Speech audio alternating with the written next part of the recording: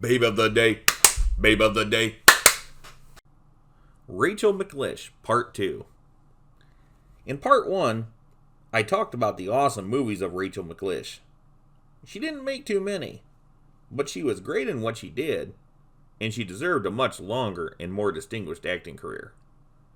Fortunately, she has a lot of fame as a female bodybuilder and fitness expert. That is a story within itself. Rachel is actually of Mexican descent and hails from Texas. When you hear her speak, she has a pronounced Texan accent. She was born as Raquel Livia Elizondo. When she was real young, she got into dancing and became quite good in ballet and tap. Later, in high school, Rachel was a popular cheerleader. At the time, this was the only athletic thing available to her. She was good at it and liked being in shape.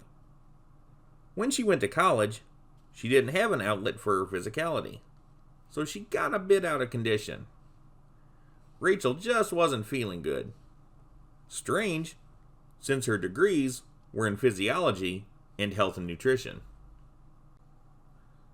Eventually, in her sophomore year, she joined a health club called the Shape Center. Rachel just loved the atmosphere of the whole place.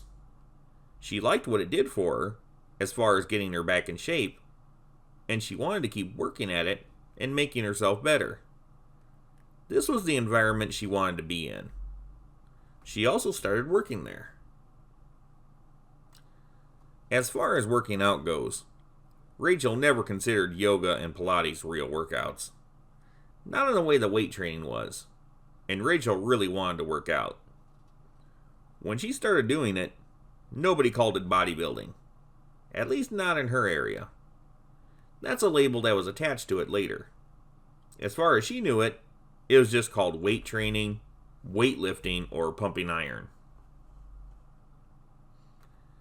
In the early days, these health clubs, also referred to as health spas, were very segregated between men and women.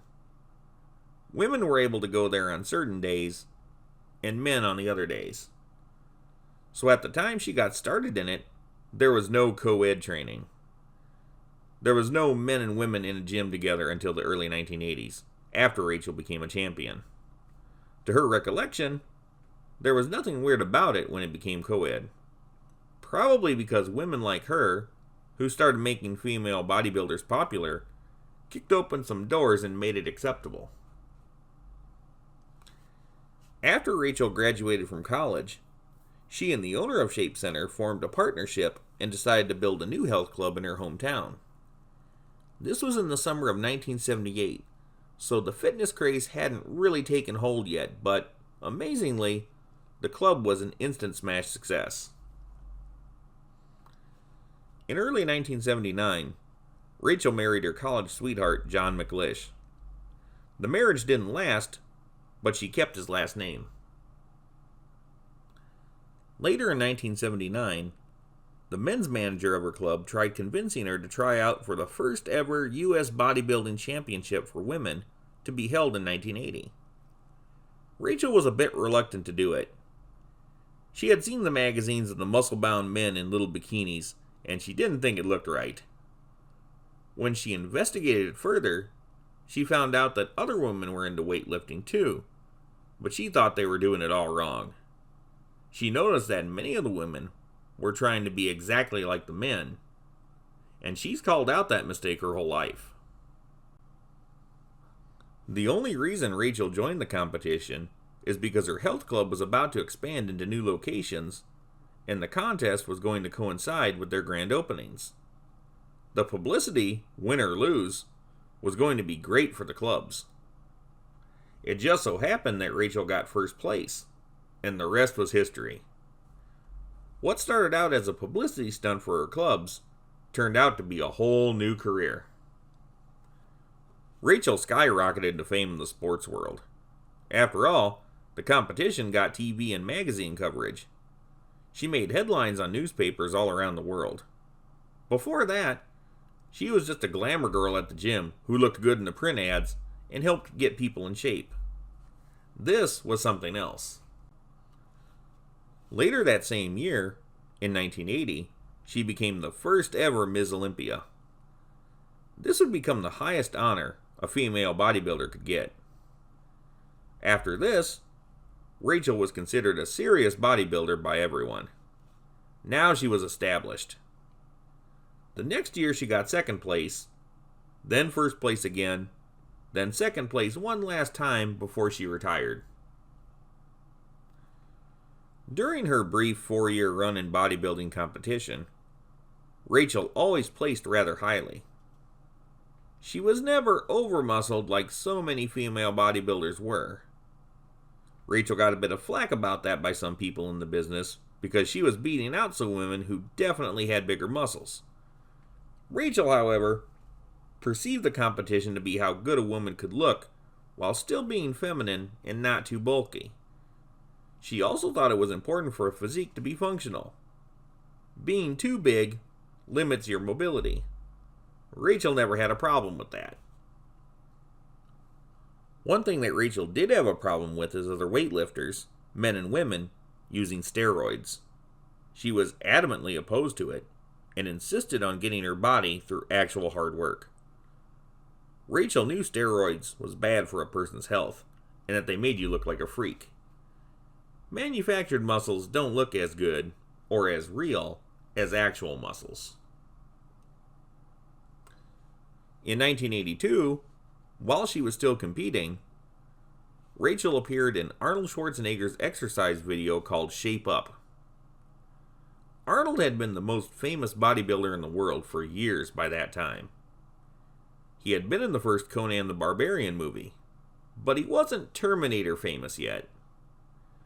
When you see this video, it's kind of funny, because Arnold is sort of treating her like a novice. Rachel clearly wasn't, but I think it was a bit of play acting to benefit the viewer. After all, this video was meant to be seen by men and women, and Arnold was the instructor.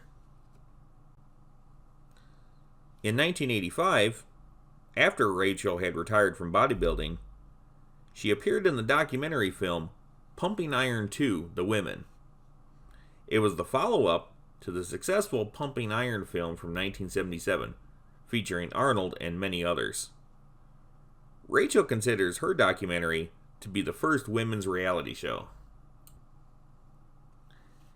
It was actually filmed in 1983 while she was competing for the Caesars World Cup, in which she placed third, her lowest ranking in a competition. Since the contest was created for the movie anyway, it doesn't really matter. The movie fueled a controversy, because controversy sells, that women bodybuilders should have the hugest muscles possible instead of looking feminine like Rachel. Things were starting to be spun like Rachel and other women similar to her were stifling the sport, while female bodybuilders who look like male bodybuilders should be awarded and taken more seriously. Consequently, the use of steroids in female bodybuilding went through the roof. At the time, the message of Pumping Iron 2 won out, and that's what the masses thought a female bodybuilder should look like. Rachel thought it was a mistake back then, and even now, as the image of the muscle-bound woman really put off spectators and hurt the popularity of the sport. It's one of the things that led Rachel to retiring from competing in 1984. All was not lost, though. Rachel never gave up on fitness. As a matter of fact, I think she made her body look even better over time. For Rachel, the competitions were like beauty contests for strong, athletic women. Her look continued to improve, so it never stopped with Miss Olympia. If you notice, throughout the late 1980s and into the 90s, Rachel's muscles became leaner, and she looked more feminine than ever. However, she was still a force to be reckoned with, and it looked like she could beat a man up if she had to. Fortunately, in any interview you see her in, Rachel McLish acts and sounds like a real person. She doesn't come off as rude or self-important. She just knows what she knows and doesn't mince words. Rachel definitely believes in fitness and nutrition and is respectable for it. She wrote Flex Appeal, published in 1984, which was the first book for women on weight training. It was the first of 2 books Rachel would write on the subject, and both of them became New York Times bestsellers. Her second book, co-written with Joyce Vidral, was called Perfect Parts and released in 1987. In 1990, Rachel married film producer and manager Ron Samuels. This had to be the luckiest dude alive. From 1977 to 1982, he was married to Wonder Woman herself, Linda Carter. Then he lands Rachel McLish? Awesome. Ron produced a lot of movies, including both of Rachel's major films, Aces, Iron Eagle 3, and Ravenhawk. Ravenhawk is an awesome movie in a lot of ways. If you want to find out more about it, watch my first video on Rachel McLish. It's a shame that this had to be her last major endeavor in movies, and that it's not as well known as it should be. I think the whole idea of what she was trying to do in life was represented fully in this movie. She kicked butt and looked good doing it, and she didn't sacrifice any of her femininity. Rachel was a good person in the movie, true to her convictions, and won out. If anything, I'm glad to know that she's been living well all these years since. Just like her character in Ravenhawk, she earned her happy ever after, and her new title as Babe of the Day, Babe of the Day.